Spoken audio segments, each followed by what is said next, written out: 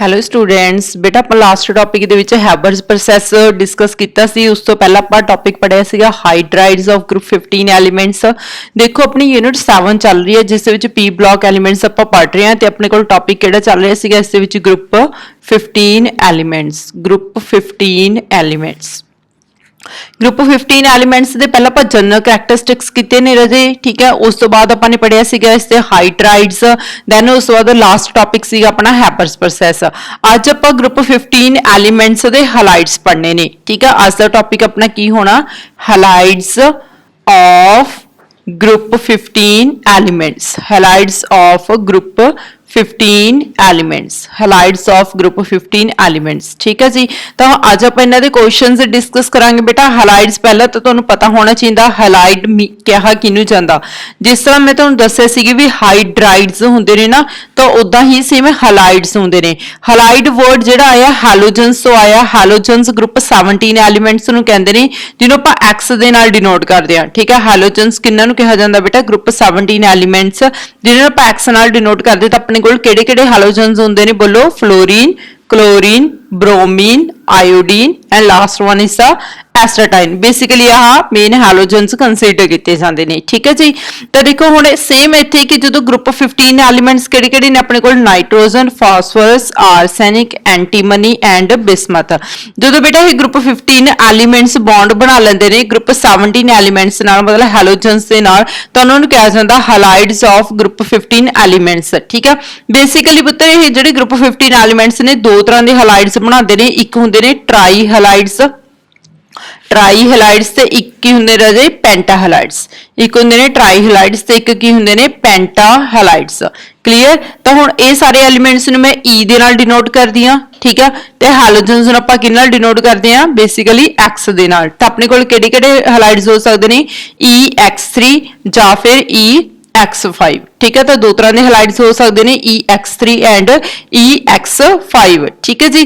तो हुण तुहानूं पता EX3 ते EX5 किदां हो सकते हैं। तुहाडे कोल general electron configuration group 15 elements दी की आ, NS2 NP3।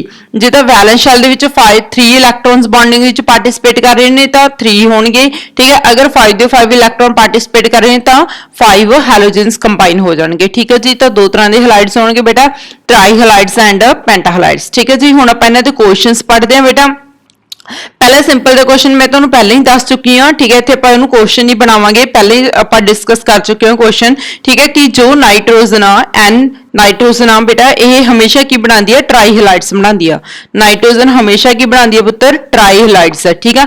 मतलब अपने को NCl3 हो सकता, NF3 हो सकता, NCl3 हो सकता, NBr3 हो सकता, NI3 हो सकता एंड सो ऑन, ठीक है। बट जो फास्फोरस आ यह ट्राई हैलाइड भी बना सकती है, ठीक है। ट्राई हैलाइड्स भी बना सकती है एंड ये पेंटा हैलाइड्स भी बना सकती है। ट्राई हैलाइड्स भी बना सकती है बेटा एंड पेंटा हैलाइड्स भी बना सकती है। मींस जो फास्फोरस है ये PCl3 भी एग्जिस्ट करता बेटा, PCl5 भी एग्जिस्ट करता, मतलब ਇਹਦੇ ਵਿੱਚ ट्राई हैलाइड ਤੇ पेंटा हैलाइड्स भी ਹੁੰਦੇ ਨੇ। बट नाइट्रोजन सिर्फ ट्राई हैलाइड ਬਣਾਉਂਦੀ ਹੈ। ਇਹਦਾ ਰੀਜ਼ਨ ਕੀ ਦੱਸਿਆ ਸੀਗਾ ਤੁਹਾਨੂੰ, because of absence of d orbital, absence of d orbital. d orbitals की एब्सेंस होने करके हमेशा नाइट्रोजन की बनाऊगी ट्राई हैलाइड्स ते p ऑर्बिटल्स ते बाकी दे रेस्ट ऑफ एलिमेंट्स दे कोल की हुंदे ने कि d ऑर्बिटल्स, तां करके की बनांदे ने ट्राई हैलाइड ते पेंटा हैलाइड। लास्ट सीगा अपने कोल जो बिस्मथ आ, हुण बिस्मथ भी सिर्फ की बना सकता बेटा, सिर्फ ट्राई हैलाइड्स। बिस्मथ भी की बना सकता tri halides due to inert pair effect, due to inert pair effect, ठीक है। ये ऑलरेडी मैं तुहानूं सब कुछ समझा चुकी हूं, ठीक है। हल्का जिहा मैं इत्थे रिपीट किया कि नाइट्रोजन सिर्फ ट्राई हैलाइड बना सकता ते बिस्मथ ट्राई हैलाइड बना सकता, बाकी सारे ट्राई हैलाइड्स ते पेंटा हैलाइड्स दे विच एग्जिस्ट कर सकते हैं। क्लीयर है जी इत्थे तक। दैन उस बाद हुण आपां क्वेश्चन स्टार्ट करन लगे बेटा। लास्ट क्वेश्चन अपना 19 क्वेश्चन सीगा। 19 क्वेश्चन की सीगा, Haber's process for the preparation of ammonia which is the most important question. Next question start करने लगे बेटा, question number 20। Question number 20, explain the structure of PCl5 on the basis of hybridisation on the basis of hybridisation. ठीक है, बहुत important आ रहा है। ठीक है, explain the structure PCl5 on the basis of hybridisation. PCl5 ਦੀ ਆਪਾਂ ਨੇ स्ट्रक्चर एक्सप्लेन करनी ਆ। ਤੇ ਦੇਖੋ ਕਿਤੇ ਵੀ ਅਗਰ ਹਾਈਬ੍ਰਿਡਾਈਜੇਸ਼ਨ ਆ ਜਾਵੇ ਤਾਂ ਸਭ ਤੋਂ ਪਹਿਲਾਂ ਤਾਂ ਹਾਈਬ੍ਰਿਡਾਈਜੇਸ਼ਨ ਦੀ ਬੇਸਿਸ ਦੇ ਉੱਤੇ ਆਪਾਂ ਸਟਰਕਚਰ ਕਿਵੇਂ ਐਕਸਪਲੇਨ ਕਰ ਸਕਦੇ ਆ। ਫਸਟ ਆਫ ਆਲ ਆਪਣੇ ਕੋਲੇ PCl5 ਦਾ ਮੋਲੀਕਿਊਲ ਆ ਜਿਸ ਦੇ ਵਿੱਚ ਫਾਸਫੋਰਸ ਕੀ ਹੈਗਾ ਆਪਣੇ ਕੋਲੇ ਸੈਂਟਰਲ ਐਲੀਮੈਂਟ। ਠੀਕ ਹੈ, ਤਾਂ ਫਾਸਫੋਰਸ ਦੀ ਪਹਿਲਾਂ ਤੁਹਾਨੂੰ ਇਲੈਕਟ੍ਰੋਨਿਕ ਕਨਫੀਗਰੇਸ਼ਨ ਪਤਾ ਹੋਣੀ ਚਾਹੀਦੀ ਆ। ਫਾਸਫੋਰਸ ਦੀ ਇਲੈਕਟ੍ਰੋਨਿਕ ਕਨਫੀਗਰੇਸ਼ਨ ਕੀ ਹੁੰਦੀ ਹੈ ਬੇਟਾ 3s2 3p3। ਠੀਕ ਹੈ ਜੀ, ਤਾਂ ਫਾਸਫੋਰਸ ਇੱਥੇ ਆਪਣੇ ਕੋਲੇ ਕਿਹੜੀ ਸਟੇਟ 'ਚ ਪਿਆ ਗਰਾਊਂਡ ਸਟੇਟ ਦੇ ਵਿੱਚ। s ਦੇ ਕੋਲ ਕਿੰਨੇ ਇਲੈਕਟ੍ਰੋਨਸ ਨੇ 2 ਇਲੈਕਟ੍ਰੋਨਸ ਤੇ p ਦੇ ਕੋਲੇ ਕਿੰਨੇ ਇਲੈਕਟ੍ਰੋਨਸ ਨੇ ਬੇਟਾ ਇੱਥੇ ਆਪਣੇ ਕੋਲੇ 3 ਇਲੈਕਟ੍ਰੋਨਸ। ਠੀਕ ਹੈ, 3s then ਉਸ ਤੋਂ ਬਾਅਦ ਕੀ ਆ ਗਿਆ 3p 3 ਉਸ ਤੋਂ ਬਾਅਦ ਨੈਕਸਟ ਆਰਬਿਟਲਸ ਕਿਹੜੇ ਹੁੰਦੇ ਨੇ ਆਪਣੇ ਕੋਲੇ 3d ਆਰਬਿਟਲਸ 3d ਆਰਬਿਟਲਸ। ਤਾਂ ਹੁਣ ਦੇਖੋ ਇੱਥੇ ਫਾਸਫੋਰਸ ਨੇ ਕਿੰਨੇ ਬੌਂਡ ਬਣਾਏ ਹੋਏ ਨੇ ਕਲੋਰੀਨ ਦੇ ਨਾਲ 5 ਬੌਂਡ ਬਣਾਏ ਹੋਏ ਨੇ। ਤਾਂ ਇਟ ਮੀਨਸ ਆਪਾਂ ਨੂੰ ਇੱਥੇ ਕਿੰਨੇ ਅਨਪੇਅਰ ਇਲੈਕਟ੍ਰੋਨ ਚਾਹੀਦੇ ਨੇ 5 ਅਨਪੇਅਰ ਇਲੈਕਟ੍ਰੋਨ। ਬਟ ਮੇਰੇ ਕੋਲ ਕਿੰਨੇ ਅਨਪੇਅਰ ਇਲੈਕਟ੍ਰੋਨ ਨੇ ਇੱਥੇ 3 ਅਨਪੇਅਰ ਇਲੈਕਟ੍ਰੋਨ। ਤਾਂ ਕਰਕੇ ਜਦੋਂ ਇਹਦੇ ਨਾਲ ਕਲੋਰੀਨ ਅਟੈਚ ਹੋਣ ਲੱਗੂਗਾ ਤਾਂ ਇਧਰੋਂ 3s ਵਾਲਾ ਇੱਕ ਇਲੈਕਟ੍ਰੋਨ ਜੰਪ ਕਰਕੇ ਕਿੱਧਰ ਚਲਾ ਜਾਊਗਾ ਬੇਟਾ 3d ਦੇ ਵਿੱਚ ਆ ਜਾਊਗਾ। ਠੀਕ ਹੈ, ਤਾਂ ਨੈਕਸਟ ਸਟੇਟ ਕਿਹੜੀ ਹੋਣੀ ਹੈ ਪੁੱਤਰ ਐਕਸਾਈਟਡ ਸਟੇਟ। ग्राउंड स्टेट है। ठीक है, उस तो अगली स्टेट केड़ी होनी है एक्साइटेड स्टेट। एक्साइटेड स्टेट दे विच की होना एक 3s वाला इलैक्ट्रॉन जंप करके किधर चला गया 3d दे विच। तो हुण अपने कोले इत्थे जदों इलैक्ट्रॉन 3d दे विच चला गया तो अपने कोले किन्ने अनपेयर इलैक्ट्रॉन हो गए 3s दे कोल 1 इलैक्ट्रॉन 3p कोल 3 इलैक्ट्रॉन्स ते 3d दे कोल अपने कोल 1 इलैक्ट्रॉन। ठीक है जी, 5 अनपेयर इलैक्ट्रॉन हो गए। तो हुण फास्फोरस दे नाल बेटा अपने कोले एक क्लोरीन अटैच होना इलैक्ट्रॉन शेयर होगा बॉन्ड कोवलेंट बन के होना इत्थे। ठीक है, तो एक इलैक्ट्रॉन क्लोरीन दा ते 1 इलैक्ट्रॉन फास्फोरस दा तो अपने कोले ये 5 क्लोरीन अटैच हो गया। ठीक है जी, तो इत्थे हाइब्रिडाइजेशन दे विच दसो अपने कोले किहड़े-किहड़े ऑर्बिटल पार्टिसिपेट कर रहे ने s दा 1 p दे किन्ने 3 ते d दा 1। तो हाइब्रिडाइजेशन की आ गई sp3d। ओके, हाइब्रिडाइजेशन केड़ी आ गई अपने कोल sp3d। हुण sp3d जदों हाइब्रिडाइजेशन आ जाती है तो ये बेसिस उत्ते अपने कोल स्ट्रक्चर केड़ी हुंदी है देखो ध्यान नाल सुनो। एक अपने कोल s ऑर्बिटल आ क्लीयर, दैन उस तो बाद अपने कोले 3 केड़े ने रजे p ऑर्बिटल्स 3 की होणगे बेटा p ऑर्बिटल्स ते एक अपने कोले केड़ा ऑर्बिटल आ जाऊगा d ऑर्बिटल। ठीक है, sp3d ते जदों यह 5 दे 5 ऑर्बिटल इंटरमिक्स होणगे तो 5 ही अपने कोल की बन के आउणगे हाइब्रिड ऑर्बिटल्स। ठीक है, इंटरमिक्स होणगे, इंटरमिक्स होने तो बाद बेटा अपने कोल की बन के आउणगे 5 हाइब्रिड ऑर्बिटल। तो first hybrid, second hybrid orbital, third hybrid orbital, fourth hybrid orbital and fifth hybrid orbital. तो जिथे अपने कोले 5 हाइब्रिड ऑर्बिटल्स बन के आउणगे तो इट मीनस इत्थे किन्ने बॉन्ड वाली स्ट्रक्चर बन के आउणी है बोलो 5 बॉन्ड वाली स्ट्रक्चर। ठीक है, तो 3 ते 4 ते 5 बॉन्ड वाली स्ट्रक्चर केड़ी हुंदी है पुत्तर अपने कोल पहला स्ट्रक्चर आप बनाने फिर उस तो बाद स्ट्रक्चर का नाम एक्सप्लेन करांगे। देखो फर्स्ट ऑफ ऑल एक अपने कोल इत्थे एक ट्रायंगल दी फॉर्म दे विच होणगीਆਂ। ठीक है जी, 3 क्लोरीन्स सेंटर दे विच की आ जानी अपने कोले phosphorus then first chlorine second chlorine and third chlorine. ठीक है, तो 2 क्लोरीन ने जिहड़ियां ਉਹ फास्फोरस ਦੇ ਉੱਪਰ ਤੇ ਨੀਚੇ मतलब above the plane and below the plane होणीਆਂ ने। तो ਇੱਥੇ ਆਪਣੇ ਕੋਲੇ 5 बॉन्ड्स ਦੀ ਫਾਰਮੇਸ਼ਨ होगी।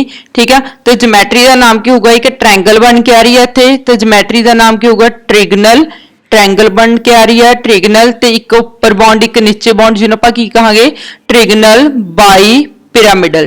ट्रिगनल बाई पिरामिडल। ओके, तो ज्योमेट्री का नाम बहुत इंपॉर्टेंट है बेटा इत्थे तुहानूं पता होना चाहिए ज्योमेट्री का नाम क्या है ट्रिगनल बाई पिरामिडल। ठीक है, उस तो बाद हुण होर थोड़ी जी डिटेल स्ट्रक्चर बहुत इंपॉर्टेंट है बहुत बार एग्जाम दे विच आ चुकी है। ठीक है, हुण इहदी नैक्सट डिटेल की है कि बेटा कि एक्चुअली ना इत्थे देखो जिहड़े अपने कोले ट्रायंगल दे अंदर 3 क्लोरीन ने इन्हां 3 क्लोरीन्स दी बॉन्ड लेंथ इक्वल हुंदी है। ठीक है, तो इन्हां 3 बॉन्ड्स नूं की कहा जांदा इक्वेटोरियल बॉन्ड इक्वेटोरियल बॉन्ड। ठीक है, बट जिहड़े 2 नेगे आ 3 इक्वेटोरियल बॉन्ड ने। ठीक है, बट जिहड़े above the plane and below the plane ने क्लीयर तो इहदे एक क्लोरीन उपर है एक क्लोरीन नीचे आ इन्हां नूं आपां की कह दिंदे हुंदे आ एक्सियल बॉन्ड्स। की कह दिंदे हुंदे बेटा एक्सियल बॉन्ड्स। क्लीयर, तो अपने कोल देखो ट्रिगनल बाई पिरामिडल स्ट्रक्चर दे विच it has the 2 types of bonds it has the two types of bond. First one is the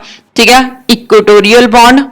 ਕਿਹੜੇ ਹੁੰਦੇ ਨੇ ਬੇਟਾ ਇਕੁਆਟੋਰੀਅਲ ਬੌਂਡ ਇਕੁਆਟੋਰੀਅਲ ਬੌਂਡ ਕਿਹੜੇ ਹੁੰਦੇ ਨੇ ਜਿਹੜੇ ਟ੍ਰਾਇੰਗਲ ਦੇ ਅੰਦਰ ਹੁੰਦੇ ਨੇ ਬੇਸਿਕਲੀ ਇਹ ਕਿੰਨੇ ਹੁੰਦੇ ਨੇ ਤਿੰਨ ਬੌਂਡ ਹੁੰਦੇ ਨੇ 3 PCl ਬੌਂਡ ਹੋਣਗੇ ਠੀਕ ਆ ਜਿਨ੍ਹਾਂ ਦੀ ਸੇਮ ਬੌਂਡ ਲੈਂਥ ਹੋਣੀ ਆ ਸੇਮ ਬੌਂਡ ਲੈਂਥ ਠੀਕ ਹੈ ਤਿੰਨੇ ਬੌਂਡ ਦੀ ਕੀ ਹੋਊਗੀ ਸੇਮ ਬੌਂਡ ਲੈਂਥ ਦੈਨ ਉਸ ਤੋਂ ਬਾਅਦ ਨੈਕਸਟ ਕੀ ਆਣਗੇ ਬੇਟਾ ਆਪਣੇ ਕੋਲੇ ਐਕਸੀਅਲ ਬੌਂਡ ਐਕਸੀਅਲ ਬੌਂਡ ਠੀਕ ਹੈ ਆ ਦੋਨੇ ਕੀ ਨੇਗੇ ਐਕਸੀਅਲ ਬੌਂਡ ਨੇ ਕਲੀਅਰ ਇਹ ਵੀ ਕੀ ਆਪਣੇ ਕੋਲੇ ਐਕਸੀਅਲ ਬੌਂਡ ਠੀਕ ਹੈ ਜੀ ਤਾਂ ਇਹ ਕਿੰਨੇ ਹੋਣਗੇ 2 ਬੌਂਡ ਠੀਕ ਹੈ 2 ਬੌਂਡ ਹੋਣਗੇ ਬੇਟਾ 2 PCl ਦੇ ਬੌਂਡ ਤੇ ਇਹਨਾਂ ਤਿੰਨਾਂ ਦੀ ਸੇਮ ਬੌਂਡ ਲੈਂਥ ਹੁੰਦੀ ਆ ਇਹਨਾਂ ਦੋਵਾਂ ਦੀ ਸੇਮ ਬੌਂਡ ਲੈਂਥ ਹੁੰਦੀ ਆ ਠੀਕ ਆ ਬਟ ਜਿਹੜੇ ਐਕਸੀਅਲ ਬੌਂਡ ਲੈਂਥ ਹੁੰਦੇ ਨੇ ਇਹਨਾਂ ਦੀ ਕੀ ਹੁੰਦੀ ਆ ਲਾਰਜ ਬੌਂਡ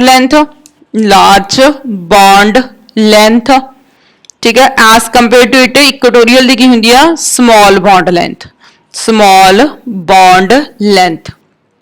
ਕਲੀਅਰ ਹੈ ਪੁੱਤਰ ਤਾਂ ਇੱਥੇ ਆਪਣੇ ਕੋਲੇ ਦੋ ਤਰ੍ਹਾਂ ਦੇ ਬੌਂਡ ਹੁੰਦੇ ਨੇ axial bonds and equatorial bonds ਠੀਕ ਆ ਇਕੁਆਟੋਰੀਅਲ ਬੌਂਡ ਟ੍ਰਾਇੰਗਲ ਦੇ ਅੰਦਰ ਵਾਲੇ ਤਿੰਨੇ ਬੌਂਡ ਹੁੰਦੇ ਨੇ ਠੀਕ ਹੈ ਇਹਨਾਂ ਤਿੰਨਾਂ ਦੀ ਬੌਂਡ ਲੈਂਥ ਇੱਕੋ ਜਿਹੀ ਹੁੰਦੀ ਆ ਜਿਹੜੇ ਐਕਸੀਅਲ ਬੌਂਡ ਹੁੰਦੇ ਨੇ ਇਹਨਾਂ ਦੋਵਾਂ ਦੀ ਬੌਂਡ ਲੈਂਥ ਇੱਕੋ ਜਿਹੀ ਹੁੰਦੀ ਆ ਮਤਲਬ ਇਹ ਦੋਵਾਂ ਦੀ ਬੌਂਡ ਲੈਂਥ ਵੱਧ ਹੁੰਦੀ ਆ ਐਸ ਕੰਪੇਅਰ ਟੂ ਦਾ ਇਕੁਆਟੋਰੀਅਲ ਬੌਂਡਸ ਕਲੀਅਰ ਹੈ ਜੀ ਤਾਂ ਇਹਦੀ ਕਰਕੇ ਹੀ ਬੇਟਾ ਇੱਕ ਹੋਰ ਇੱਥੇ ਇੰਪੋਰਟੈਂਟ ਕੁਐਸਚਨ ਬਣ ਕੇ ਆਂਦਾ ਠੀਕ ਆ ਔਰ ਦੇ ਵਿੱਚ ਹੀ ਲਿਖ ਰਹੀ ਮੈਂ ਕੁਐਸਚਨ ਨੂੰ ਅਲੱਗ ਤੋਂ ਨੰਬਰਿੰਗ ਨਹੀਂ ਦਊਂਗੀ ਇੱਥੇ ਠੀਕ ਆ ਤਾਂ ਕੁਐਸਚਨ ਕੀ ਆ not all the bonds of PCl5 is equivalent justify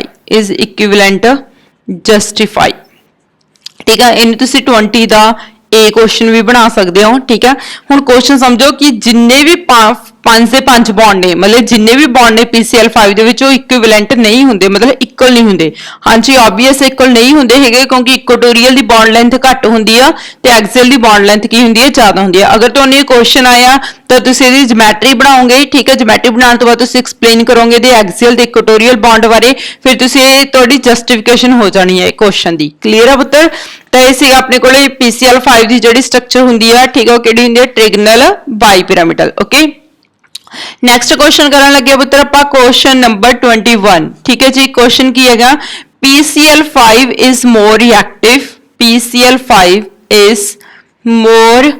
reactive ਕਿਹਦੇ comparison PCl5 is more reactive than SF6Y ਹੁਣ ਧਿਆਨ ਨਾਲ ਸਮਝੋ ਅਗਰ ਤੁਹਾਨੂੰ ਕੁਐਸਚਨ ਦੇ ਵਿੱਚ ਦੋ ਚੀਜ਼ਾਂ ਦਾ ਕੰਪੈਰੀਜ਼ਨ ਪੁੱਛਿਆ ਗਿਆ ਠੀਕ ਹੈ ਤਾਂ ਆਨਸਰ ਵੀ ਤੁਹਾਡਾ ਇਦਾਂ ਦਾ ਹੋਣਾ ਚਾਹੀਦਾ ਜਿਸ ਦੇ ਵਿੱਚ ਤੁਹਾਡੇ ਜਿਹੜੇ ਦੋਵੇਂ ਕੁਐਸਚਨਸ ਨੇਗੇ ਉਹਨਾਂ ਦੋਨਾਂ ਨੂੰ ਤੁਸੀਂ ਜਸਟੀਫਾਈ ਕਰ ਸਕੋ ਠੀਕ ਹੈ ਹੁਣ ਪਹਿਲੀ ਗੱਲ ਦੇ ਵਿੱਚ ਕਹਿ ਰਹੇ ਹੈਗੇ ਵੀ PCl5 ਜ਼ਿਆਦਾ ਰਿਐਕਟਿਵ ਆ ਠੀਕ ਹੈ ਕਿਹਦੇ ਕੰਪੈਰੀਜ਼ਨ SF6 ਦੇ ਕੰਪੈਰੀਜ਼ਨ ਤਾਂ ਤੁਹਾਨੂੰ ਇੱਥੇ ਦੋਵਾਂ ਦੀਆਂ ਹੀ ਸਟਰਕਚਰਸ ਐਕਸਪਲੇਨ ਕਰਨੀਆਂ ਪੈਣਗੀਆਂ first of all in case of PCl5 ਦੇ ਆਪਾਂ ਸਟਰਕਚਰ ਹੋਣੀ ਕਰਕੇ ਹਟਿਆ ਕੀ ਨਾਮ ਹੈ ਜਿਓਮੈਟਰੀ ਦਾ ਬੋਲੋ PCl5 ਦੀ ਜਿਓਮੈਟਰੀ ਦਾ ਨਾਮ ਕੀ ਹੈ ਬੇਟਾ ਟ੍ਰਿਗਨਲ ਬਾਈਪਿਰਾਮਿਡਲ ਠੀਕ ਹੈ ਸੈਂਟਰ ਦੇ ਵਿੱਚ ਫਾਸਫੋਰਸ ਹੁੰਦੀ ਆ ਤੇ ਇਸ ਸਾਈਡ ਤੇ ਆਪਣੇ ਕੋਲ ਕੀ ਆ ਜਾਣੀ ਆ ਕਲੋਰੀਨ ਠੀਕ ਹੈ ਤੇ ਜਿਓਮੈਟਰੀ ਦਾ ਨਾਮ ਕੀ ਆ ਗਿਆ ਆਪਣੇ ਕੋਲ ਟ੍ਰਿਗਨਲ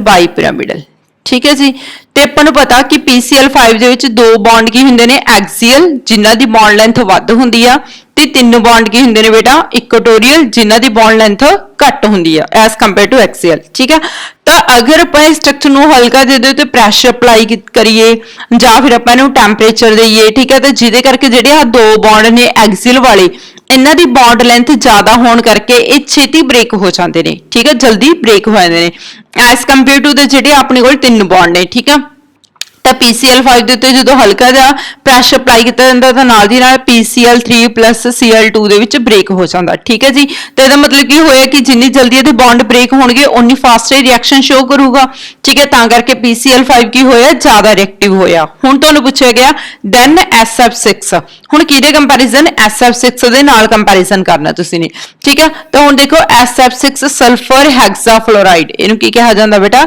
ਸਲਫਰ ਹੈਗਜ਼ਾ ਫਲੋਰਾइड सल्फर ਹੈਗਜ਼ਾ ਫਲੋਰਾइड ਇਹ ਤੁਹਾਨੂੰ ਗਰੁੱਪ 16 ਦੇ ਵਿੱਚ ਵੀ ਇਹਦੀ ਸਟਰਕਚਰ ਆਣੀ ਆ ਠੀਕ ਆ ਇੱਕ ਵਾਰ ਸਟਰਕਚਰ ਤੁਹਾਨੂੰ ਇੱਥੇ ਤੁਸੀਂ ਪਲੱਸ 1 ਚ ਵੀ ਪੜ੍ਹ ਕੇ ਆਏ ਹੋ ਸल्फर ਹੈਗਜ਼ਾ ਫਲੋਰਾइड ਦੀ ਜਿਹੜੀ ਸਟਰਕਚਰ ਹੁੰਦੀ ਹੈ ਬੇਟਾ ਇਸ ਦੇ ਵਿੱਚ ਆਪਣੇ ਕੋਲੇ 4 ਫਲੋਰੀਨਸ ਠੀਕ ਹੈ 2 ਫਲੋਰੀਨਸ ਉੱਪਰ ਨੀਚੇ ਹੋਣਗੇ ਤੇ 4 ਫਲੋਰੀਨਸ ਆਪਣੇ ਕੋਲੇ ਇਸ ਸਾਈਡ ਤੇ ਵਿੱਚ ਹੋਣਗੀਆਂ ਤੇ ਜਿਓਮੈਟਰੀ ਦਾ ਨਾਮ ਕੀ ਬਣ ਕੇ ਆਊਗਾ ਇੱਥੇ ਆਪਣੇ ਕੋਲੇ याद है तुहानू प्लस 1 च तुसी करके आए हो बेटा की नाम है ज्योमेट्री दा ऑक्टाहेड्रल की नाम है ऑक्टाहेड्रल ठीक है हुण ध्यान नाल देखो कि इत्थे SF6 दी जिहड़ी स्ट्रक्चर आ गई ठीक है ते सारे दे सारे जिहड़े अपने कोल 6 दे 6 बॉन्ड ने ठीक है all the bonds has the same bond length ठीक है सारे बॉन्ड की होणगे बेटा इन्हां सारे दी बॉन्ड लेंथ की होनी आ सेम होनी आ all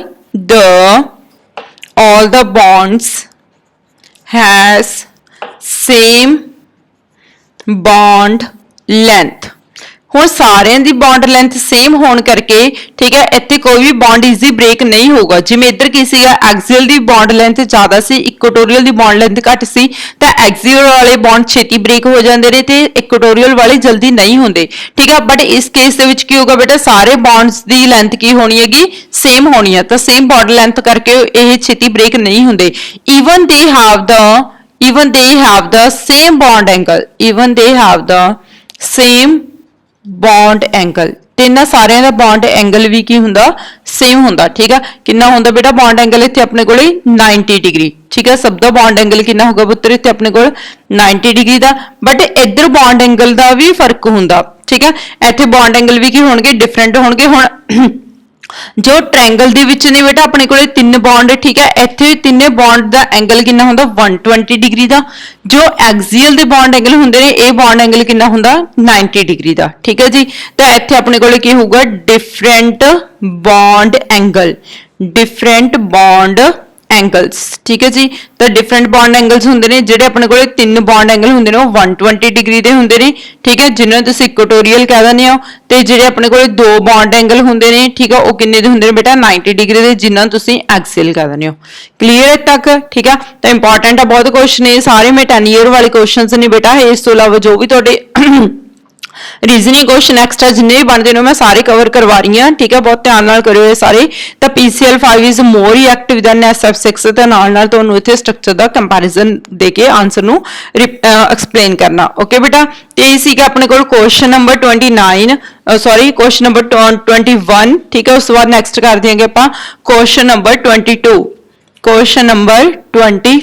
ठीक है तो क्वेश्चन की है बेटा इत्थे अपने कोल PCL 5 इज नॉन सारे पर रिलेटेड क्वेश्चन ही करते होने हर एक topic they which PCL 5 is non but PI5 is not non but PI5 is not non बहुत सिंपल होंगे ने इदां दे क्वेश्चंस बस इत्थे तुहानू हल्की जी रीजनिंग पता होनी चाहिए ठीक है पहले देखो क्वेश्चन दे विच की कहा जा रहा है तुहानू कि PCL 5 दा कंपाउंड एग्जिस्ट करदा ठीक है but PI5 the compound exist ਨਹੀਂ ਕਰਦਾ ਠੀਕ ਹੈ ਜੀ ਇਹ ਤਾਂ ਆਪਾਂ ਨੂੰ ਪਤਾ ਕਿ PCL5 ਦਾ ਕੰਪਾਊਂਡ ਐਗਜ਼ਿਸਟ ਕਰਦਾ ਆਪਾਂ ਹੁਣੀ PCL5 ਦੀ ਸਟਰਕਚਰ ਪੜ੍ਹ ਕੇ ਹਟੇ ਬੇਟਾ ਤਾਂ ਜਿੱਥੇ ਆਪਣੇ ਕੋਲੇ ਜਿਓਮੈਟਰੀ ਦਾ ਨਾਮ ਕੀ ਆਇਆ ਸੀਗਾ ਬੋਲੋ ਟ੍ਰਿਗਨਲ ਬਾਈਪਿਰਾਮਿਡਲ ਠੀਕ ਹੈ ਬਟ ਐਦਾਂ ਹੀ ਸੇਮ ਚੀਜ਼ ਦਾ PCL5 ਐਗਜ਼ਿਸਟ ਕਰ ਗਿਆ ਕੀ PI5 ਵੀ ਐਗਜ਼ਿਸਟ ਕਰ ਸਕਦਾ ਤਾਂ ਦੇਖੋ ਇੱਥੇ ਆਪਣੇ ਕੋਲੇ ਕੀ ਹੈਗਾ ਅਗਰ ਆਪਾਂ ਥਿਓਰੈਟਿਕਲੀ ਮੰਨ ਕੇ ਚੱਲੀਏ ਤਾਂ फास्फोरस के नाल आपां की लगा दिए 3 आयोडीन्स ठीक है एक आयोडीन ऊपर ते एक आयोडीन नीचे ठीक है बट एक्चुअली हुंदा की है बेटा कि जो आप हैलोजेंस बारे पढ़ते हैं फ्लोरीन क्लोरीन ब्रोमीन आयोडीन ठीक है दैन लास्ट ते एस्ट्राटाइन तो एक चीज पता कि टॉप टू बॉटम साइज की हुंदा इंक्रीज हुंदा top to bottom size increase क्यों क्योंकि इसका सैकंड शैल हुंदा third shell fourth shell fifth shell sixth shell ठीक है जी तो इत्थे अपने कोले थर्ड शैल है इत्थे अपने कोले फिफ्थ शैल है ठीक है तो क्लोरीन का तो साइज की अपने कोले कंपेरेबल है तो फास्फोरस ਤੇ क्लोरीन ਦਾ ਸਾਈਜ਼ ਕੀ ਹੋਇਆ ਬੇਟਾ ਆਪਣੇ ਕੋਲੇ ਕੰਪੇरेबल मतलब ਅਪਰੋਕਸੀਮੇਟਲੀ ਸੇਮ ਜਿਹਾ ਸਾਈਜ਼ ਆ ਠੀਕ ਹੈ ਤੇ ਜਿਹਦੇ ਕਰਕੇ ਫਾਸਫੋਰਸ ਤੇ ਕਲੋਰੀਨ ਦੀ ਤਾਂ ਬੌਂਡਿੰਗ ਈਜ਼ੀ ਬਣ ਜਾਂਦੀ ਹੈ ਠੀਕ ਹੈ but in case of PI5 ਦੇ ਜੇ ਆਪਾਂ ਐਗਜ਼ਾਮਪਲ ਲੈ ਕੇ ਚੱਲੀਏ ਤੇ ਜਿੱਥੇ ਆਪਣੇ ਕੋਲੇ ਫਾਸਫੋਰਸ ਦਾ ਸਾਈਜ਼ ਤਾਂ ਉਨਾ ਹੀ ਰਹਿਣਾ ਬਟ ਆਇਓਡੀਨ ਦਾ ਸਾਈਜ਼ ਕੀ ਹੋ ਗਿਆ ਲਾਰਜ ਹੋ ਗਿਆ ਠੀਕ ਹੈ ਤੇ ਜਿੱਥੇ ਆਪਣੇ ਕੋਲੇ ਸਾਈਜ਼ ਠੀਕ ਹੈ ਦੋ ਐਟਮਸ ਦੇ ਵਿਚਾਲੇ ਸਾਈਜ਼ अनकंपेरेबल होवे मतलब वड्डा छोटा होवे, ठीक है, तो उत्थे बॉन्ड ईजी नहीं बनता, उत्थे बॉन्ड बहुत वीक हुंदा,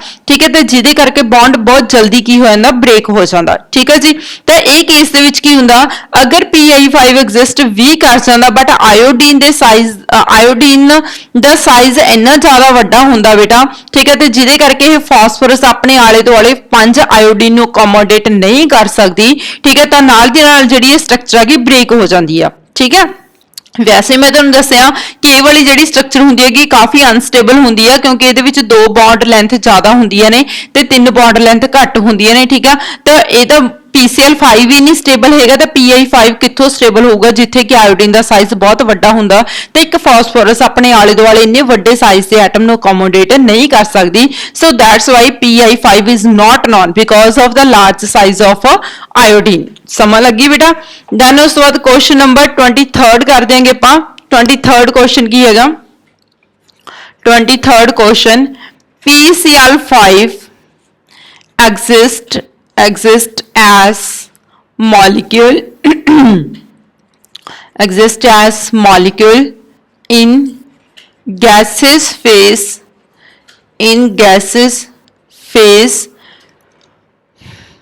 but exist as PCl4 positive and PCl6 negative in ionic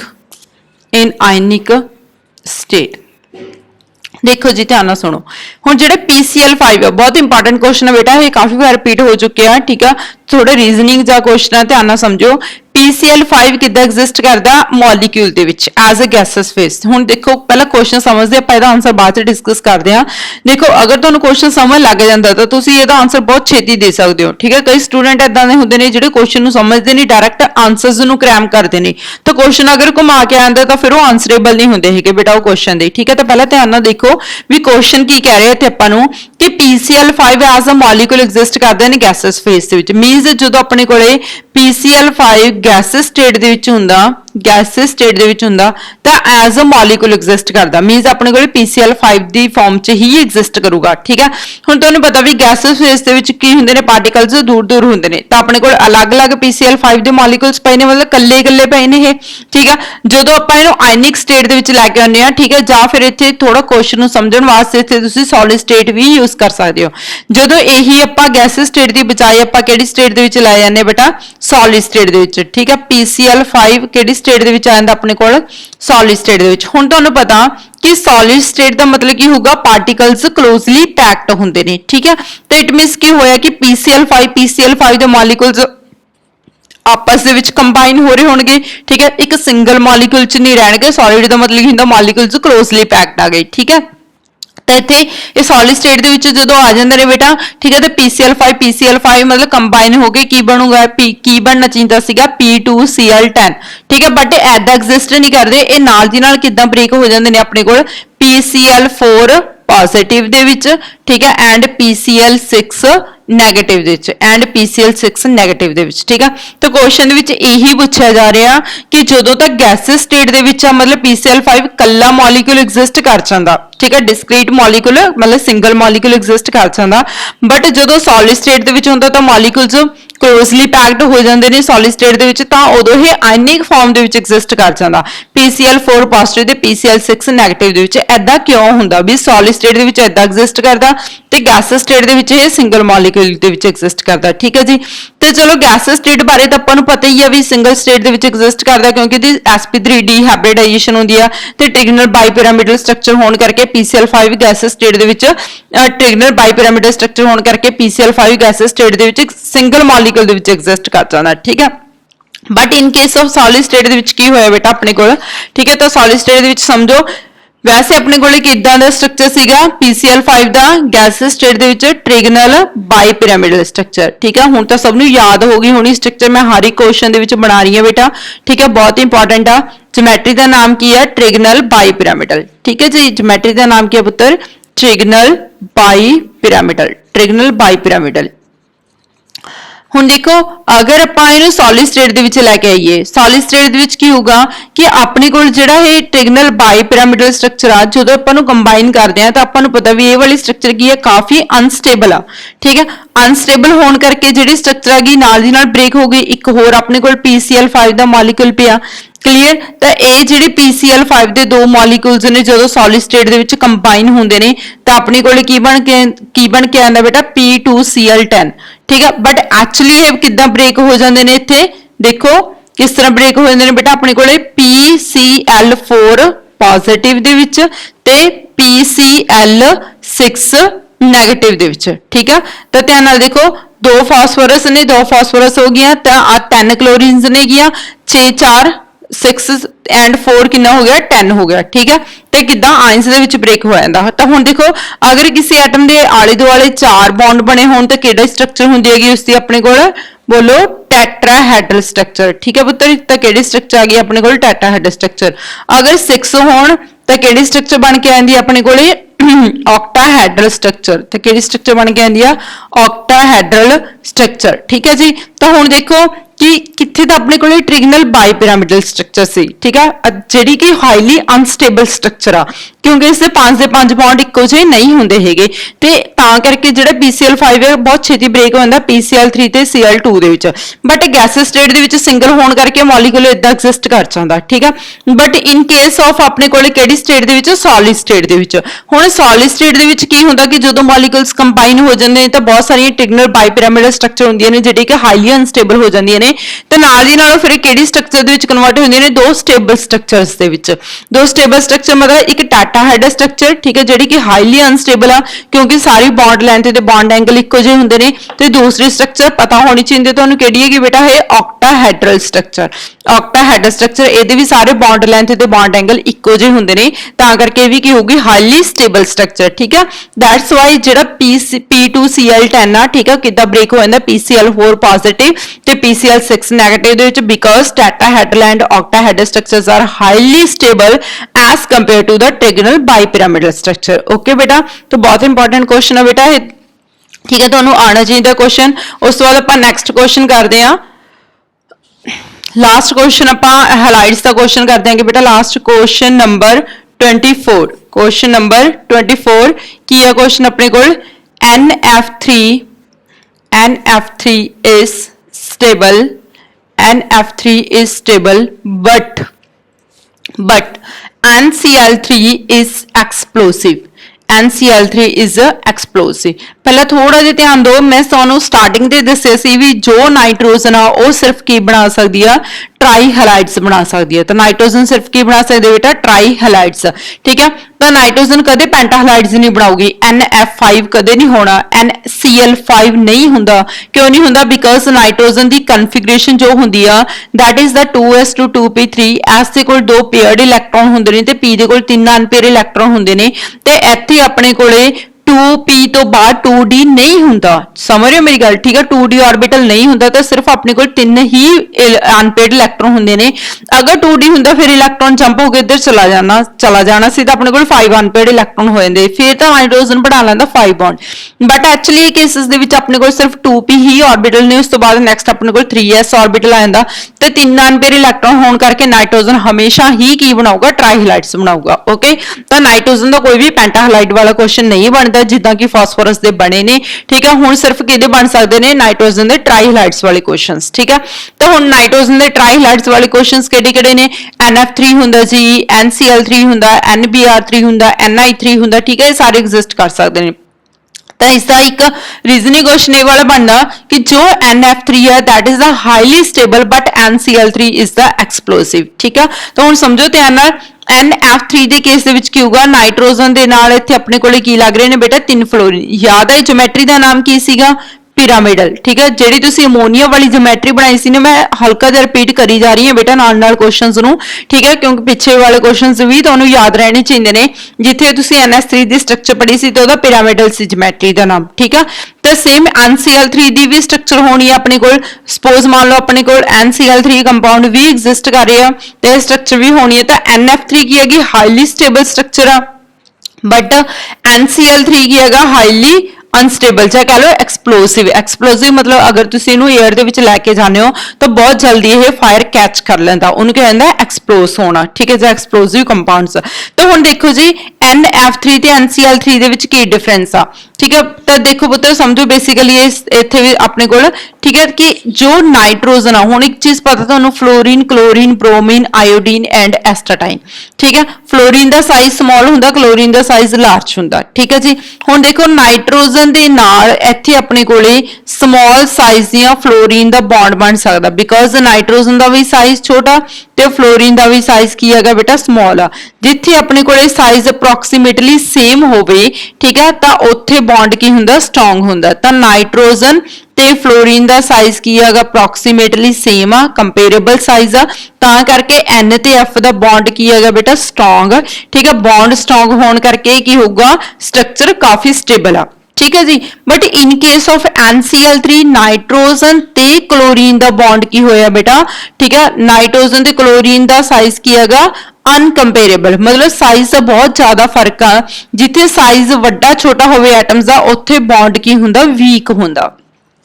अगर बॉन्ड वीक हो गया तो बॉन्ड बहुत जल्दी ब्रेक हो सकता, अगर बॉन्ड ब्रेक हो गया तो रिएक्शन बहुत फास्ट होनी है, तो जिहदे नाल कंपाउंड की होना, एक्सप्लोसिव होना, ठीक है। तो आंसर की देना तुसीं ने, फ्लोरीन ते क्लोरीन दे विचों फ्लोरीन ते नाइट्रोजन दा साइज सेम होने करके एक कंपाउंड काफी स्टेबल हुंदा क्योंकि बॉन्ड स्ट्रॉन्ग हुंदा। But in case of NCl3 इत्थे अपने कोले क्लोरीन ते नाइट्रोजन दा साइज वड्डा छोटा होने करके बॉन्ड वीक हुंदा, ते जिहदे करके बॉन्ड ईजी ब्रेक हो जाता। तो ईजी ब्रेक होने करके बेटा ये बॉन्ड ब्रेक हो जाता, तो जिहदे करके जल्दी एक्सप्लोसिव हो जाता। क्लीयर है बेटे तक, ठीक है। तो ये सी जी अपने कोले हैलाइड्स ऑफ ग्रुप 15 एलिमेंट्स। उस तो पहले आपां हाइड्राइड्स पढ़ी सी, नैक्सट टॉपिक दे विच बेटा आपां ऑक्साइड्स पढ़ांगे, ठीक है। तुहानूं बहुत ही सिंपल ते ईजी वे दे नाल जिन्ने भी कंपेरेबल टॉपिक्स नेगे, मतलब जिन्ने भी मैच करदे ने, वो सारे तुहानूं समझाए जा रहे ने, ठीक है। मतलब एक टॉपिक दे नाल रिलेटेड जिन्ने भी 10 ईयर दे क्वेश्चंस बन रहे ने जां जिन्ने भी इंपॉर्टेंट कंपीटेटिव एग्जाम्स लई क्वेश्चन बन रहे ने, वो सारे ही एक टॉपिक दे विच कवर कीते जांदे ने बेटा, ठीक है। तां करके तुसीं इन्हां क्वेश्चंस नूं चंगी तरह पढ़ना, समझना, इन्हों लर्न करना, ठीक है। तो नाल इन्हां दे नोट्स बनाने बेटा, वीडियो नूं ध्यान नाल समझो, सुनो, ठीक है। लाइक करो बेटा वीडियो नूं, जिन्ना हो सकदा वध तो वध शेयर करो तां जो दूसरे स्टूडेंट्स नूं बेनिफिट हो सके, ठीक है। तो साइंस ग्रिप दे चैनल नूं सबसक्राइब करो बेटा, तां जो तुहानूं आउण वालियां सारियां वीडियोज़ दी नोटिफिकेशन टाइम टू टाइम मिलती रहे। Okay students, thank you.